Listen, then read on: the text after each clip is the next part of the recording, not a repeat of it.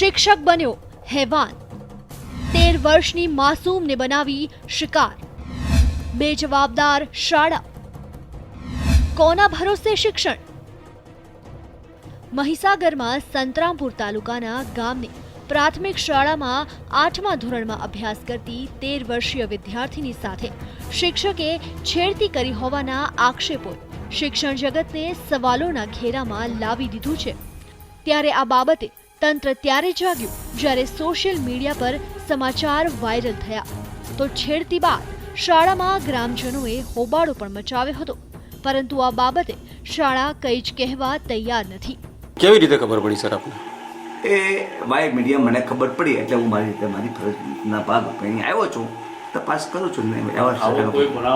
મહત્વનું છે કે આટલી મોટી ઘટના છતાં શાળા દ્વારા શિક્ષણ અધિકારીને કોઈ જાણ કરવામાં આવી ન હતી।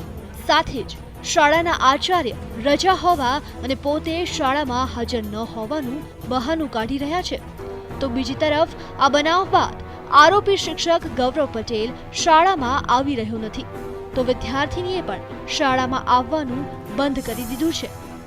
સાહેબ, આ 23/2/2017ના રોજની ઘટના છે। તે દિવસે હું રજા ઉપર હતો। શું બન્યું હતું એ લીગલી મને ખબર નથી, પણ મને સ્ટાફના મિત્રોએ મને મેસેજ આપ્યા કે ભાઈ શાળામાં આવું આવું થયું છે, તો હું 4 વાગ્યે સ્કૂલમાં આવ્યો હતો। શિક્ષકને મારવા પણ આવ્યો હતો, ગામ લોકોએ માર્યો હતો, સાચી વાત? એ મને ખબર નથી।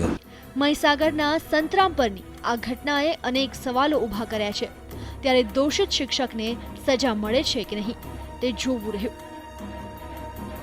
Mitesh Bhatia, ETV news, Mahisagar.